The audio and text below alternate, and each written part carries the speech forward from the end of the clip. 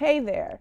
Get ready for a one-of-a-kind journey with Ladies First, a podcast that's not just a show, but a heart-to-heart conversation brought to you by the incredible majority leader, Leah Halton Pope, and me, the inspiring Councilwoman, Zanetta Everhart.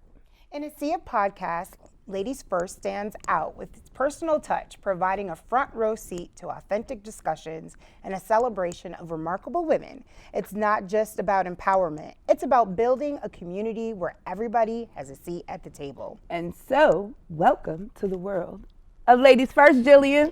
Hey! We're joined today by Buffalo's very first Poet Laureate. Very first. The incomparable Jillian Hanesworth. Dun, dun, dun. Welcome. Thank you. Happy to be here. Thank you for inviting me. Episode 3. Period. I love that. Ladies first. 3. Is it? I didn't know that. It is. 3 of us. 3 and 7. I love those two numbers. 7 is for mine. some 7 reason. is 5 is mine. So I'm like right I in love between. the odds. Yeah, I love don't the know. odds. It's That's the why only I odd always- number I like is 5. I always stick with the odds. Yeah. I like Yeah. 7 and 8, but interesting. I I like that. 8 because on the side it's infinity. So. Oh, So yeah. Jillian. You're very deep in that way. You know me. A little bit. So here we are. Thank Here you for we joining are. us. Of Seriously, course. on Ladies First. And so the world knows who you are, right? We can't even say Buffalo knows who you are, no. right? You are big, Jillian. And I mean, I mean that from worldwide. my heart, right? Like, you're big.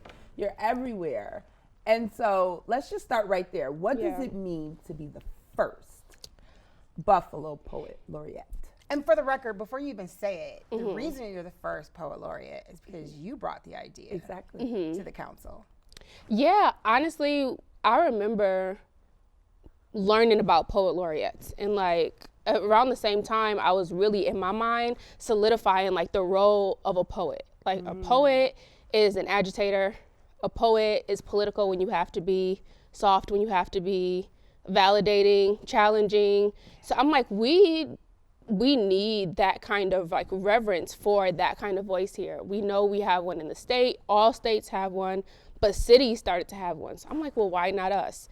And I remember going to council members like, what do you think? And they were all very kind and like listening to my idea, but getting people to do something completely new can be really challenging, right? I remember finally getting to the point where we were starting to like build out the role, and I learned how to like write resolutions, and I still in the back of my head was like, this should go to somebody that's like more established, known, maybe an academic writer, you know, somebody who the community already regards as a voice. I initially didn't think like I wanted to be it. Like nobody, it's hard to be the first, especially as a woman, a Black woman, a young Black woman. Like it's kind of like all these barriers were kind of working up against it. But I really do feel like the community uplifted my voice first and foremost, long before any title, long before I was willing to accept it for myself. They were like, no, this is who you are here. You're So made for this, and I believe welcome. So yeah, it was definitely intimidating. Again, I'm not an academic writer. I always say a lot of writers who I know, they found their skill in a classroom, and I was like in the middle of the street, like with a bullhorn, just streets doing is a these classroom. poems. Let me Yeah, just say it is. that. You're right. Okay? You're right. I learned a lot from the street. But yeah, but I didn't give myself the same, you know, acknowledgement that I would somebody who has like a master's of fine arts in creative writing. Like, oh, like you're it, you know? So yeah, it was definitely intimidating for a lot of reasons, some self-inflicted. But then eventually it got to the point where it was like, you're gonna rise to the occasion or you're not. So like, do it or get out of the way. Yeah. So I kind of just had to learn how to walk in it. And then we were hit with the crazy pandemic. Yeah. Yeah. Yeah. Which was just like, what are we even doing here? Like, what is this? Like, nobody even knew. Like, we were still trying to figure out how to just have meetings, let alone, you know, trying to get an art career going. Yeah.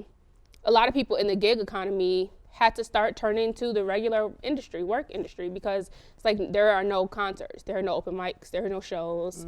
I remember doing a show, it was called Live from My Living Room, and I did this like Facebook Live show. And I was like, nobody's gonna watch this, but like everybody was at home. All we were doing was watching things. Yeah. So a lot of people watch. Yeah, a lot of people watch, and I'm like, okay, like people actually are really vibing with the message. And you know, I've always had this voice that it's like you love it or you are like, distance, please. So I'm like, I don't know how I'm gonna come across, but I think learning how to use my voice during the pandemic after the murder of George Floyd and Breonna Taylor and like all of that, it was like the quickest media training anybody has ever had. And I think that voice that I had when I'm at a rally or doing a radio interview just started to translate into the actual work. Yeah. So then that's when I saw it all merge together. Yeah. It was beautiful watching you like flourish through that time. Because I remember I was the 2020 emerging leaders class of Open Buffalo. Yeah. And you were our person. Yeah, and I just started that job. And so you were literally helping us navigate that emerging leader space while creating this amazing space of your own all at the same time. Oh, I don't think I knew that. It was so beautiful. Open Buffalo. It was so beautiful to see that happen, that merge. Yeah. It was a lot. I was like, what am I doing? Like, girl, come on now, chill out. So who were some of your influences? Like, how long have you been writing poetry? Has this been like since you were a child? Like, how did you grow into this space? Like, you know, everybody has got this creative side to them. So I come from a very creative family. My mom is a singer and a writer. My stepdad can play any instrument he touches. We had a little, you know, we were one of those families that like, we're kind of struggling financially, but we still had a studio somehow in the basement. Like, that was us. No, like, you okay. That's what you figure out how to make it work. Like, I remember my stepdad waking me up, you know, on a school night, like, I need you to come and sing these backup vocals, like, real fast. I love that. We used to call him Joe Jackson. We'd be like, we don't want to do it. But art has always just been in my family. So growing up, I grew up singing. I went to performing arts. I got into college for singing. I wrote songs. And my mom was the worship leader. So I would write these gospel songs and I would teach them to her. And they were bad. Like, looking back, they were songs that sounded like a child wrote them. Oh, you know, but which she sang I was a them. kid. But she always took me seriously. Like, she was my first student, for real. She would stand there and she would be like, okay, so how do I do this? Tell me the words again. And she like really took me seriously. Oh, that's beautiful. That is a good mama. Yeah. So she always like challenged me to keep going. I was a very introverted kid, but I was also kind of like a tomboy, so I had a hard time finding my space. I have two older sisters, and they're twins, and they're beautiful. So they were just always like, so are you? They would walk in. Well, yeah, I know. That's the direct camera. Come on. But when they would walk into a room, it's like there are these twins, and they have this long hair, and they look alike, and they're dressed alike, and they say the same thing at the same time, and people were mesmerized by them growing up. And I was kind of like the sister that walked in the room next, like, oh, hey, y'all, but everybody's already like, you know, and it's natural. Third child syndrome, it just is what it is. But I started reading a lot, and I started like, I was very argumentative kid, for sure. No, I would never think that about you. Jillian. Not Jillian. Jillian doesn't argue with people. Yeah, I was always getting in trouble because of the things I said, or, you know, there's a time and a place. I never knew that. And when I got older, when I was in high school, I remember my history teacher, I used to challenge him on what he was teaching us. Like, well, you know, I know this what the book says, but the way I understand it is, and eventually he came up to me one day and was like, one of our debate team members has the flu. So can you fill in? I'm like, yeah, when's the debate? He's like, in an hour. I'm like, okay. So I got a crash course in debate in about an hour. And then that just like opened up a whole new world for me. And I really like dove into that. So between my art coming from my family, me knowing that people are going to take me seriously, I have a desire to read and to learn more. And now I'm learning how to really use my words. And that's when like my poetry really leveled up, because I learned how to tell a story, a complete story, through poetry, through debating. Yeah, that's beautiful. You know what? I too have third child syndrome. I don't. I'm the oldest. I have no problems. I definitely have third child syndrome. You're the blueprint. I'm number one. So I get that. That sometimes you don't know how to find your place, right? And for me, it took my older sister to help me navigate that space. Right? That is our role. And to try to like you have become everybody's older sister. I be calling you like, okay, on 10, and you're always like, okay, first of all, calm down. I do. Well, that is my job. Yeah. Older I do sisters calm people down. That is their role in life, though, right? Like I tell people all the time, my sister is my second mother. Yeah. Like she literally helped to raise me, right? But you have flourished into this national leader in the art space. So how does that feel, knowing like the trajectory, right, where you came from, right? How does that feel to be plopped right into the national spotlight? I don't know. I still feel like I'm just in it. So I try to do a better job at taking time to really acknowledge how everything feels. And, you know, remember that like the space I'm in now, I won't always be in. And there's gonna be a day where I miss this moment for whatever reason.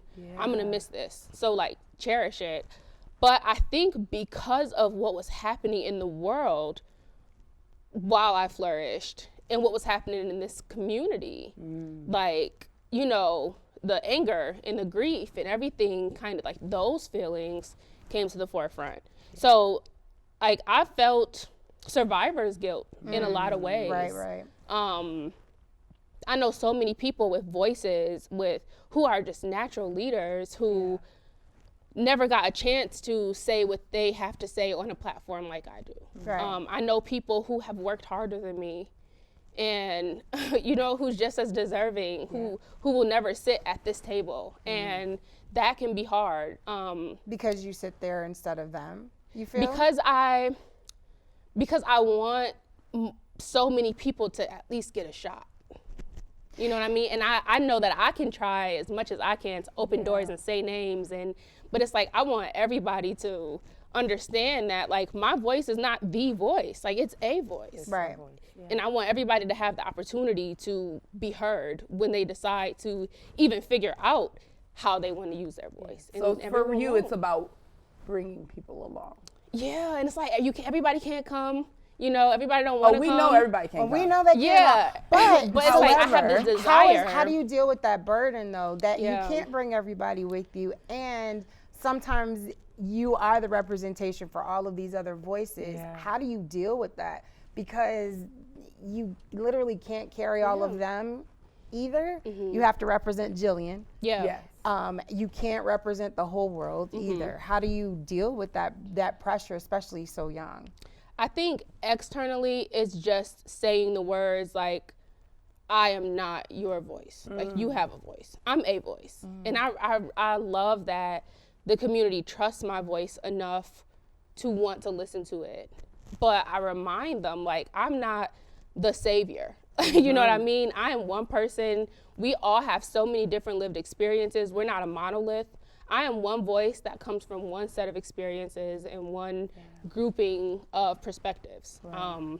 So I think just reminding people, like, say what you got to say. It doesn't matter if, 20,000 people or 2 people are going to hear it. Like, if you're a messenger, you have a responsibility to deliver the message. So I think taking that perspective externally, I think internally, I remind myself that, like, everything that has happened to me in my mind has been like divine order. You know what I mean? Like these are not things that I've signed up for. Well, we have to remind ourselves that we're not in control, right? Our path has been laid out for us long before we got here. You just have to walk it out. You just have to, you rise to it or you run from it. And I don't chose to run write. from things. No, So you it's like, don't. all right, let's do it. So it just is what it is. And I just have to take that perspective sometimes. This is just the situation. This is what it is. Right. So, yeah, I can be very introverted. I don't love running into people everywhere I go. I like having a few people who really know me. I like that people are kind of like, who is this girl? Like, how come every time we hear from her? How do you deal with that? Because I'm the exact same way. People, Yeah. when they meet me, they're like, you know, I am sometimes a little standoff because I'm shy. I am I incredibly sweat. socially awkward. Yeah. Like, yeah, I I practice. sweat and I get all weird. You practice? I practice how You to speak to people. So that's where I wanted to go. What do you do to I like literally will overcome stand that? in the mirror like there. I remember one time I was walking by this guy. And he's like, "Oh, I know you," and we just started talking. And then he started to walk away, and he's like, "Oh, well, have a good weekend." And I don't know if I was trying to say like Happy Friday, or have a good weekend, or I don't know what I was trying to say. And I'm like, "Happy good weekend," or something like that. And I just Me. stood there I'm like, so socially awkward. "What is The most wrong?" random get things come so out, right? weird. I am Jeez, like what's the wrong? I'm an introvert, but I try to make other people feel comfortable. So I'm like I Right. look like I'm extroverted, but Right. I'm really not. Yeah. Like I prefer Yeah. to be at home by myself. All That's the her. time. Give I me the love being at couch home and a by blanket myself. all Yep. day long. God. Yep. Quiet. And So that's that's what I did yesterday. I was like, I'm Yeah. not leaving the house. Yeah. Right? Like I don't want to me meet just people do that. today. Yeah, Right? I put a mask on. And I also understand that there are not, like, for little girls, they don't have a lot of people to look at who are just purely functioning from the heart. Right. Like, they don't so have a lot of real. people to look at who's like, you know, I don't need to conform to what society thinks a black young woman should look Right. like, how we should behave. And I get sometimes kids come to events that I'm having and they'll walk up to me like, "I saw you at my school and my mom brought me. I asked her to bring me." So it's like, I also feel responsibility. Like, Well, absolutely. There's Like, a huge responsibility. yeah, so Tell us To about be that your responsibility, authentic self. though, Yeah, right? let's talk about it. Like, Especially as a black woman, Mm-hmm. right? In society, period. We have a different level of responsibility because, as you said, those little girls, they need somebody to look up to. so what is that response? Leah, talk about that. Yeah. I mean, in my mind, authenticity is my responsibility. That's the first and foremost responsibility. yourself. And that's why when things happen, I don't have a problem. Like, I don't have a problem having a beef with anybody. We know. I don't care. We know. Let's go. Like, She I don't doesn't. care. Because if it's not right in my mind, it's not right. It's not right. And if I don't think it's right, I'm gonna let the people who trust me know something's not right over here. Some smell off over here, y'all. Just so y'all know, before you walk into this door thinking it's gonna be one thing, I just came out of that room and I'm telling you that's not what it is. Because we as a community, we try so hard to put ourselves in better positions, and we find ourselves in situations where we latch on to leaders and voices who are like, they're gonna lead us to the promised land. And it's like, we cannot do that. We owe ourselves better than that. We owe the people coming up under us better than that. Like, we can't just follow. We have to be a part of. It has to be a I collective. need to be invited to the meeting. Yeah. Right. I need to be in the room where it happens. Because I need to know if we're trying to get from point A to point B, how we get there has to make sense. Right. And so, yeah, the biggest responsibility in my mind is being authentic and not being afraid to say something is not right over here. I've always grown up with very small circles around me, right? I've never been the girl that needs a lot of friends. Right. Like, I just need things to make sense. And when you look at our community, like, we know now more than ever, it's life or death here. Like, we saw the worst happen. Right. You know, so like the pleasantries and trying to like play to get along, like, we're past that. We can't always get stuck there. So I think people trust that if I say, "Hey guys, just so you know, in my mind, this is where we need to end up," they're gonna know I'm not playing nice, I'm not playing politics. This is truly, from the bottom of my heart, what I believe is right. So let me ask, as a poet, especially in your role as a poet laureate, it gets a little tricky. So this is who you are as a person. When you're in a public space, then some part of that you pull back on because you can't be as political. Right. And that you have to not hide, like, because you can never change who you are, right? Like, but you can't, so how do you tell the story of humanity without being political? How do you do that? I take my opinions out and I give people what it is. I'm gonna give you a black and white. Yeah. This is what it is. You draw your own conclusions. Even during my time as Poet Laureate, even when I would have somebody that I liked, that I was friends with, running for office, I never publicly came out and said, hey guys, this is who I think you should. Right. And it's not because I don't want people to support them, but it's because, number one, there are gonna be Poet Laureates after me. And they're not all going to be political. Right. They're not all going to have the same, they're not going to be like a bulldog when it comes to the community work the way I am. Yeah, it's going to be different. So it's not you fair. have to be apolitical. It's not fair. Yeah, you can't just pull the next person and now they have to give comments on politics because I did 4 years ago. Like, it's not okay. So it's also setting the standard for the role itself. Right. But then people need to learn how to trust their own decisions. Right. So we can't always lean on other people to tell us what we should do, who we should vote for, what we should think. All I can do is give you the black and white facts. Here's how this person feels about this from what they've said, from their decisions. Like, here, I'm gonna tell you straight up what the results of their work has been. Maybe that's exactly what you want in a leader. So you have the responsibility now to make sure that's who continues to lead. And if that's not who you want or what you want, now you have the responsibility to reimagine what this all could look like. But I will never tell people who they should vote for, how they should feel. I'm hitting you with the system. We're talking about the systems. That's it. And you navigate that system however you see fit. But so tell us a little bit, Jillian, about what's on the horizon. Yeah. I mean, what's next? you always work there. That is the one thing I can say about you, is that you really honed in on your craft, and I applaud you for that. Like, seriously, like, it's beautiful to see it. What's on the horizon? What can we expect from You're an author? Yes. So I'll give you. I'll tell you a little bit. I'll tell you a little bit.